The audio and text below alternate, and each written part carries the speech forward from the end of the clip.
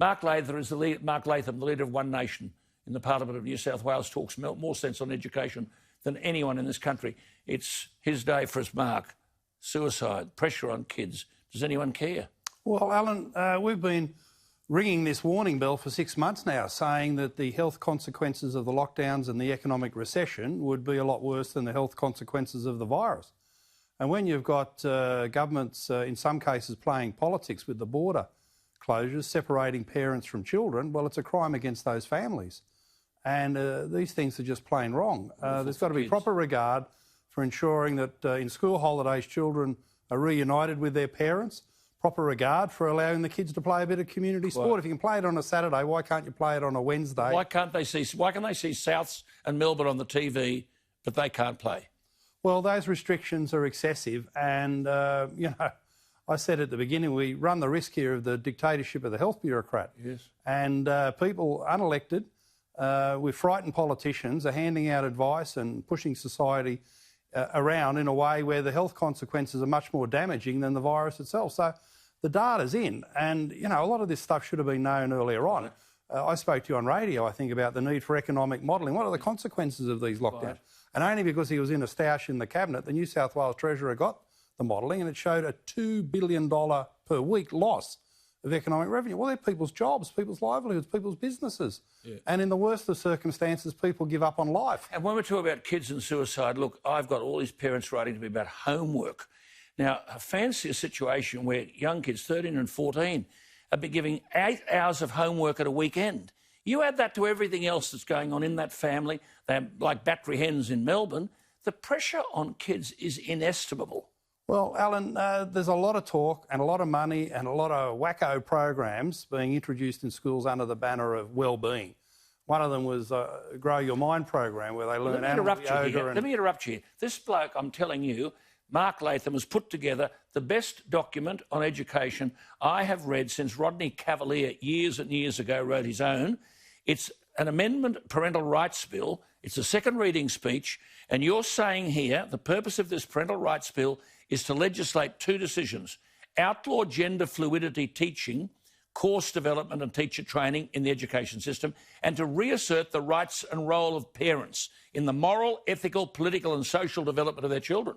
Well, that's right. The Berejiklian government's lost control of the school education system. We found out in New South Wales there are 42,000 professional development teacher training programs. Why do you need 42,000? You need 100 to show them what's best practice in the classroom. 42,000, and a lot of them are teaching gender fluidity, saying to a 3-year-old boy, you can be a girl, saying to a 3-year-old girl, you can be a boy. And this is a form of child abuse. The government didn't even know this was going on.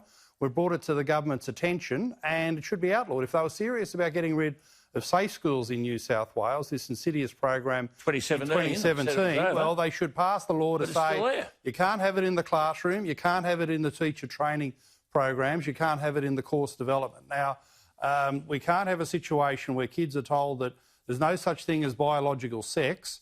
What they've got to understand is that gender is socially constructed. A little boy walking down the street, not really a boy, he's only regarded as a boy because his parents dressed him that way. Now, this is the postmodernism of spreading confusion, of saying that gender is socially constructed, of pretending there's no such thing as biological science. What about all that talk, Alan? Follow the science, follow the science. Well, the lefties say that for everything except biological science, which for kids is the most important thing. Brilliant. Doesn't this safe schools thing run classes where 12-year-olds, you say this in your document, are told to pretend you've come from another planet and arrive on Earth and you don't have a penis or a vagina? Well, this is what they're saying to kids that haven't even... Well, no, well, that's the point. That's the second part of the bill, to say that parents have got rights. Parental rights are a fundamental human right, and too many parents are locked out of the school environment. They don't know what's being taught in the classroom, and they're very worried about the things that they're learning about. Now, the lefties talk about international conventions. Let me just read something from Section 18.4 of the International Covenant on Civil and Political Rights. The states parties to the covenant undertake to have respect for the liberty of parents to ensure the religious and moral education of their children is in conformity with their own convictions. Yes. That's an international standard.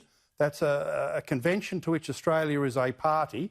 If human rights mean anything, if they're worth a bucket of spit in this world, they are the rights of parents to know what's being taught in the classroom and to ensure that they're happy and comfortable with what's being taught on matters of religious, moral and ethical education. So it's a human rights standard. We haven't got it in New South Wales, and my bill says the schools have got to consult with the parents at the beginning of every year, set out chapter and verse, all the things going to be taught in the classroom, try and get a parental consensus around that. And for any parent who's not comfortable with that material, they've got the right, the human right, to take their kids out of that class.